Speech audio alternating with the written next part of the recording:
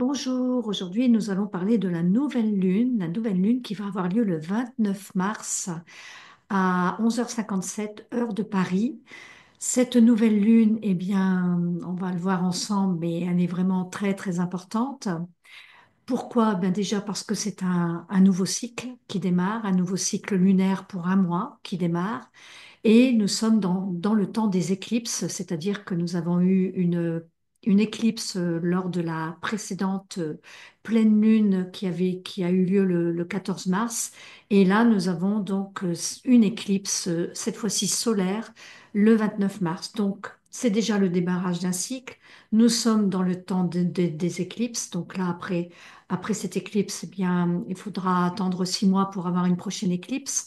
Alors, je rappelle qu'une éclipse, elle a toujours lieu lorsque la nouvelle lune ou la pleine lune est conjoint au nœud nord, au nœud sud. Donc, c'est 2 fois par an que ça arrive et en général, on a 4 éclipses par an, bien qu'on puisse en avoir parfois 5, voire 6. Donc ici, le temps des éclipses va se terminer avec cette nouvelle lune et le nouveau départ. Mais vous voyez, c'est la première nouvelle lune de l'année astrologique, parce que si on considère que le bélier, puisque cette nouvelle lune va avoir lieu dans le signe du bélier, hein, donc le bélier est le démarrage de la roue astrologique, et astrologiquement parlant, le bélier, c'est l'année, le démarrage de l'année. Donc c'est le démarrage de l'année astrologique. Tout de suite après, donc là, l'équinoxe du printemps qui a eu lieu le 20 mars. On a eu ce changement de saison, puisque nous sommes dans l'astrologie des saisons. Donc le 20 mars, il y a eu l'équinoxe de printemps, qui a été quand même très secouant, je trouve. Et de toute façon, nous sommes en ce moment dans des énergies qui secouent pas mal. On le sent, hein, on est dans des énergies voilà, intense, profonde. Et justement, on va voir qu'est-ce que nous demande cette nouvelle lune et comment on peut optimiser ce temps de nouvelle lune, puisque vous savez, quand il y a une nouvelle lune comme ça en début d'année astrologique, eh bien déjà, c'est comme si on sortait la carte natale de cette nouvelle lune qui va donner un peu le ton de l'année, en fait, puisque c'est la première nouvelle lune. Mais en plus de ça, comme il y a une éclipse solaire, elle va vraiment donner le ton pour toute l'année, en fait. Donc, c'est pas juste une nouvelle lune avec un nouveau cycle d'un mois, mais c'est vraiment un cycle qui va durer des mois. Donc ça, c'est une chose. Autant partir du bon pied avec cette nouvelle lune, c'est ce qui nous est demandé. Alors, cette nouvelle lune va avoir lieu à 9 degrés du Bélier. Une nouvelle lune, c'est quand la lune et le soleil sont tout à côté, hein, sont conjoints, sont en conjonction, c'est comme ça qu'on appelle en astrologie, et donc sont tous les deux sur le 9e degré dans le signe du Bélier. Donc c'est déjà une chose. 9 degrés, 9e degré, c'est le premier décan, parce que dans un signe, il y a 3 décans. Donc déjà, dans le Bélier, c'est Mars qui dirige le Bélier. Mars, dans le premier décan, c'est encore Mars qui dirige le bélier. Hein, parce que si ça avait été dans le deuxième ou le troisième décan, on aurait eu une planète supplémentaire. Je ne vais pas rentrer dans la technique, mais voilà, on aurait quand même eu une autre énergie. Tandis que là, c'est vraiment dans le premier décan avec cette énergie martienne, avec un nouveau cycle, une énergie de renouveau, une énergie de printemps qui arrive, l'équinoxe du printemps, donc le 20 mars. Et c'est toute une énergie de nouveau départ, de nouveau cycle, mais de nouveau départ. Et surtout, on va avoir donc le 30 mars, c'est-à-dire le lendemain, Neptune qui va faire son entrée dans le signe du Bélier. Donc c'est très très important parce que Neptune était depuis 2012 dans le signe des Poissons. Donc là, elle va faire son entrée dans le signe du Bélier. Elle va rester quelques mois, jusqu'au mois d'octobre en 2025. Elle va retourner dans le Poisson et elle va venir s'installer définitivement pour 14 ans, 14 années, dans le signe du Bélier. Donc c'est un très très grand changement. Donc ce nouveau départ, il est aussi doté de cette entrée de Neptune le lendemain, on va dire quasiment quelques heures après, pour cette nouvelle lune. Donc ça nous fait un élément supplémentaire. Alors, Maintenant, si on regarde Mars, eh bien Mars se trouve dans le Cancer. Et dans le Cancer, oui, c'est une énergie. Mars se trouve dans l'eau. Mars se trouve dans l'eau, donc c'est un Mars qui est moins combatif, c'est un Mars qui est plus passif, on va dire, puisque Mars c'est le dieu de la guerre, hein, lui il fonce, il y va. Et là, Mars, dans l'énergie du cancer, ça nous fait penser aux émotions, puisque le signe du cancer, ce sont les émotions. Et donc ce Mars, il peut réagir émotionnellement. Voilà un petit peu ce que l'on peut dire pour ce Mars finalement. Mais Mars, dans le cancer, ça représente euh, le clan, la patrie, la famille, hein.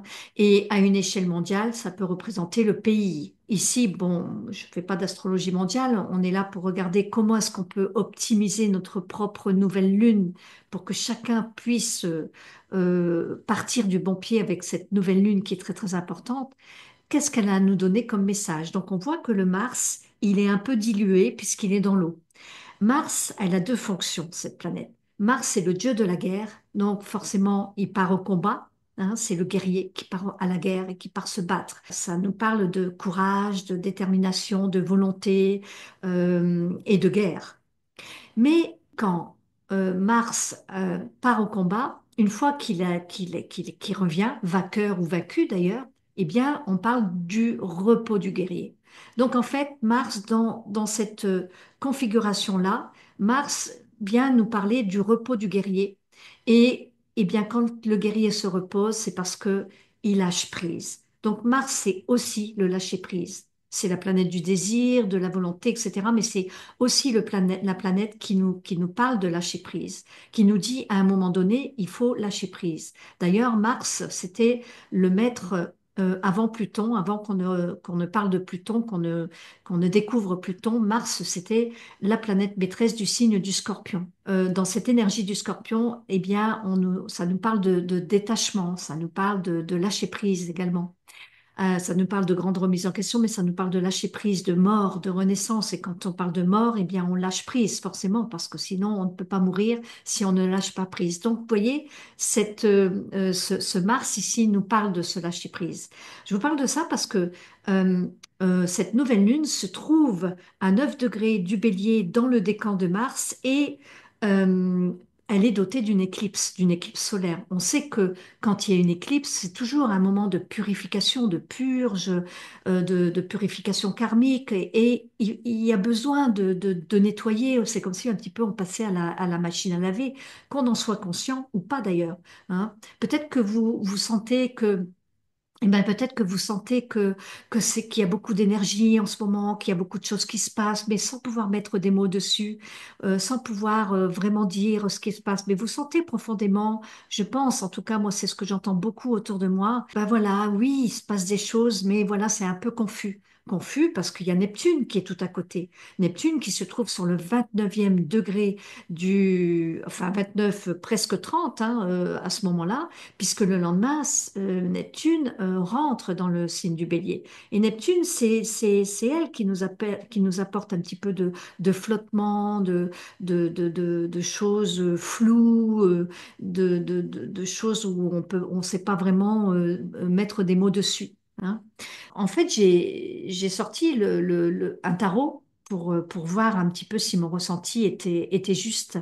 Comme par hasard, j'ai sorti trois arcanes et j'ai sorti l'ermite, donc c'est l'arcane 9 et l'arcane 9, l'ermite, ben, c'est le neuvième degré hein, de cette nouvelle lune, donc j'ai voilà l'arcane 9 qui sort, l'ermite qui sort. L'ermite, c'est la lampe voilée. C'est celui qui connaît les choses, c'est le médecin aussi, hein, c'est celui qui avance à petits pas avec sa lanterne, hein, avec sa lanterne qui éclaire pas à pas les choses. Donc ici, on nous parle et on nous dit, ben, pas de précipitation en fait, hein. Les choses se mettent en place lentement, lentement, et ça demande de la patience. Donc oui, c'est un nouveau départ, mais comme toute nouvelle lune, on est quand même dans un nouveau cycle, et un nouveau cycle, comme toute nouvelle lune, on est dans un moment d'introspection, hein. avec une nouvelle lune. Donc, on est dans cette introspection, on plante des graines, on met des intentions sur le cycle à venir, hein, on peut mettre de la lumière dessus, sur notre nouvelle lune, hein, même sur le flou, la confusion, le brouillard qu'on a. Mais c'est ça, c'est-à-dire qu'on n'a pas toutes les informations aujourd'hui et ça peut agacer, on peut être un peu en colère, on peut se sentir un peu perdu, on peut se sentir voilà sans pouvoir avoir des choses clairement définies. Ben, avec vraiment l'arcane 9, ben, c'est ça aussi, c'est-à-dire que il faut accepter que les choses vont nous être révélées petit à petit. Donc, si c'est une direction de vie, si vous savez, vous ne savez, vous vous sentez un petit peu perdu ou que vous ne savez pas dans quelle direction aller, eh bien, sachez que c'est normal avec cette nouvelle lune, avec l'éclipse. Et une éclipse, c'est de l'ombre aussi, hein, c'est de l'ombre sur le soleil. Donc, la lumière, elle est un petit peu atténuée. Donc, c'est normal tout ça. Donc, en fait, ce nouveau démarrage se fait voilà, tranquillement, avec Mars qui se trouve encore dans l'eau, dans le cancer, dilué, hein. Ensuite, j'ai sorti une autre arcane, ça c'est intéressant aussi, j'ai sorti l'arcane 12.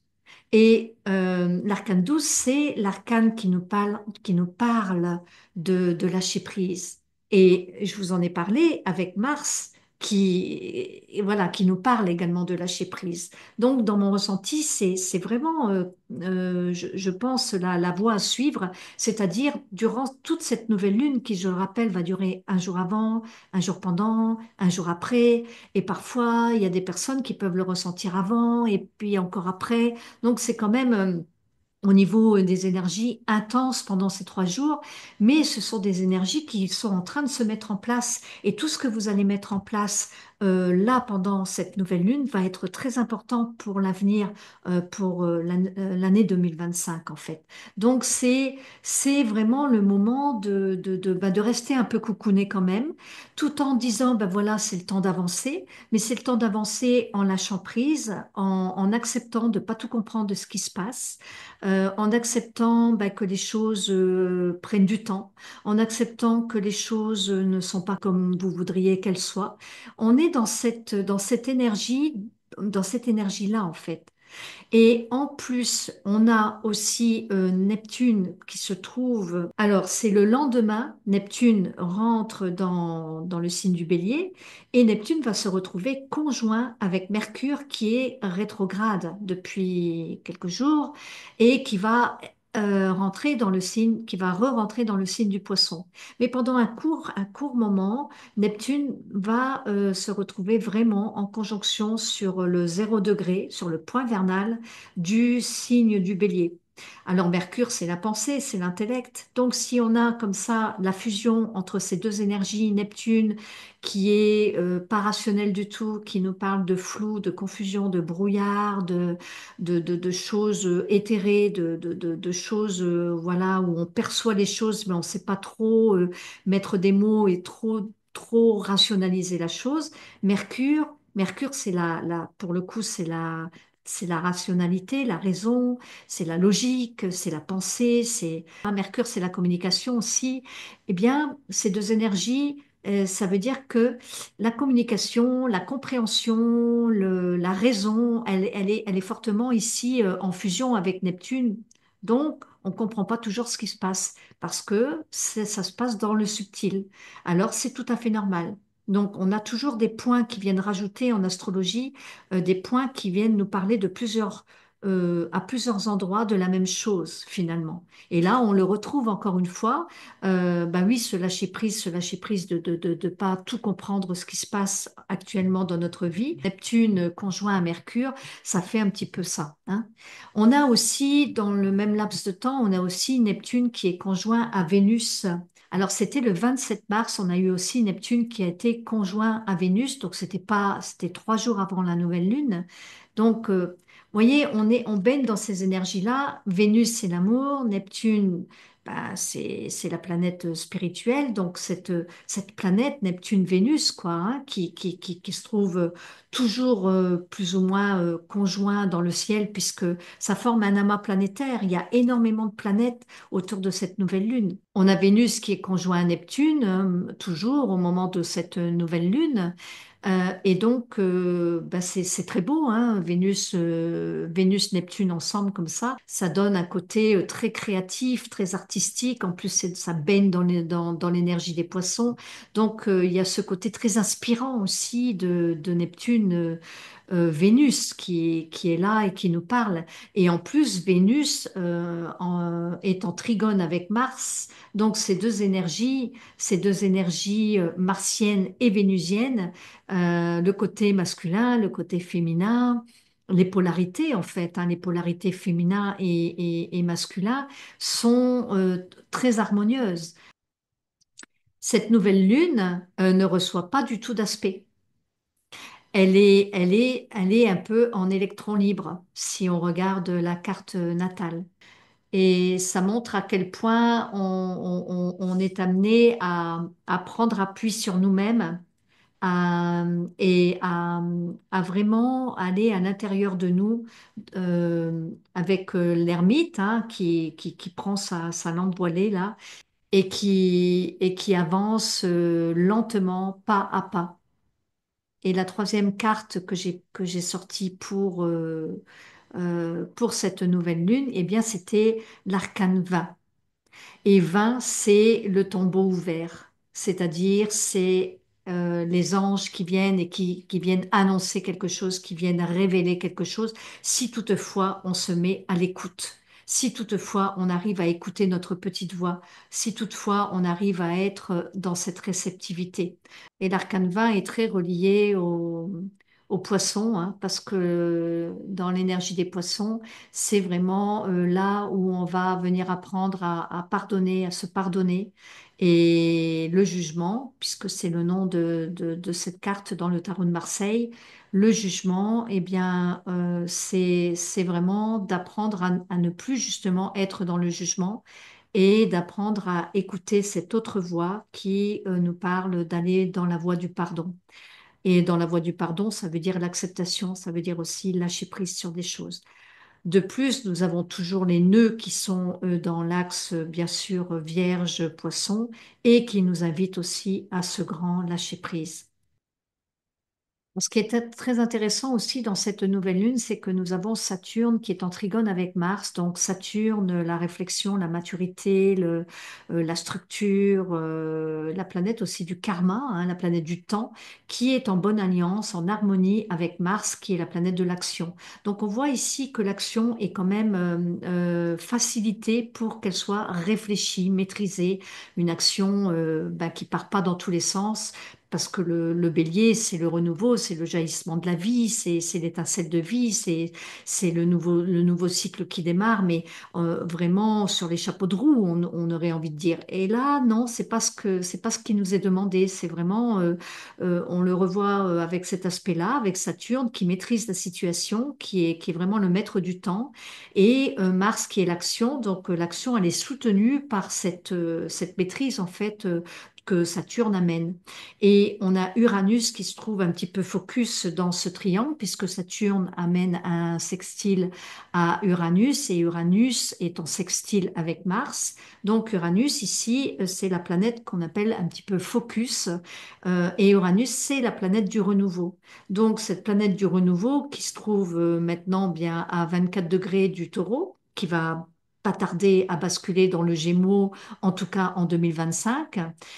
Pour l'instant, elle a repris sa marche directe, hein, donc bien cette planète Uranus qui nous parle de liberté, qui nous parle de renouveau, qui nous parle de changement, un changement, mais un changement maîtrisé, un changement, un nouveau départ, un renouveau, hein, puisque c'est aussi la planète du renouveau, mais un renouveau maîtrisé, un renouveau qui part pas dans tous les sens. Donc là, c'est vraiment facilité avec ce triangle bleu pour que l'on puisse prendre ce nouveau départ en étant dans un moment introspection, en étant dans un moment où on accepte de ne pas comprendre tout ce qui se passe, même si on se sent un peu dans le flou, un peu perdu, c'est normal, hein, Neptune n'est pas loin. et donc de comprendre que ben il n'y a rien à comprendre en fait. Parfois c'est un peu la seule issue, je dirais, de savoir qu'il n'y a rien à comprendre, de laisser faire les choses, de laisser les choses se mettre en place, de faire confiance, d'être dans une foi. Parce qu'on nous demande de s'installer hein, dans cette foi, donc j'y reviendrai souvent, j'en parlerai souvent de la foi, mais quand je parle de la foi, c'est vraiment mais que l'univers, lui, sait mieux que nous ce que l'on a à faire en fait. Et plus on va être dans cette compréhension de ça, plus on va être dans ce lâcher-prise, plus on va laisser de l'espace à cette compréhension-là, et plus on va aller vers l'harmonie. Donc, c'est quand même le but, c'est d'être en harmonie, d'être en paix, d'être dans la sérénité. Donc, en fait, et de se libérer, bien sûr, de se libérer de choses qui nous empêchent d'avancer ou qui nous bloquent. Alors, donc, c'est vraiment de se dire, bon, bah, ma foi, advienne ce qu'il advienne. C'est un petit peu ça, l'idée, tout en prenant conscience qu'on est vraiment sur un nouveau départ et qu'après, les choses, elles vont vraiment avancer. Hein, elles vont vraiment avancer déjà à partir du moment où Mars va rentrer dans le signe du Lion. On va sentir les choses s'accélérer ben, quand on va déjà sortir du temps des éclipses, hein, parce que là, il y a un profond nettoyage qui se fait. Et puis après, quand Mars va rentrer dans le signe du Lion, quand Mars va rentrer dans le signe du Lion, là, elle va être en pleine puissance, cette planète, hein. Donc là, les choses vont pouvoir vraiment, je pense, s'accélérer à ce moment-là, où tout ce qui était un petit peu suspendu, là, ça va vraiment repartir, quoi. Et Mars va rentrer en Lion le 18 avril. Alors voilà, c'est ce que j'avais envie de vous donner comme message. Donc moi, je vais m'arrêter là pour cette nouvelle lune. Je vous souhaite bah, de passer une bonne nouvelle lune ce 29 mars, en étant vraiment à l'écoute, en introspection, dans quelque chose voilà, qui accueillez le changement qui arrive, accueillez ce nouveau départ et qui ne va pas être forcément sur les chapeaux de roue, comme on pourrait le penser. Alors, je vous rappelle également que j'organise un week-end en présentiel du 20 au 22 juin au moment du solstice d'été, où dans ce week-end, ce sera pour travailler avec votre mandala astrologique sacré, pour être vraiment, pour faire ce travail énergétique, pour faire ce travail d'alignement avec vos énergies planétaires pour harmoniser votre thème astral. Et le thème de ce week-end, c'est de vous aider justement à réaliser votre rêve.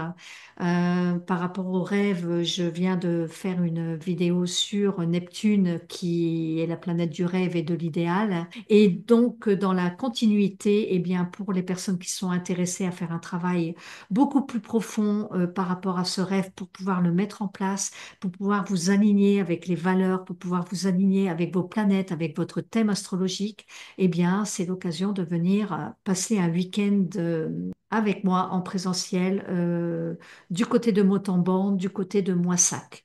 Voilà qui est dit. Et il y a seulement 10 places, donc je viens de lancer cet événement. Donc, bah, si vous êtes intéressé, ne tardez pas trop à venir vers moi. Je vous mets mon mail ci-dessous.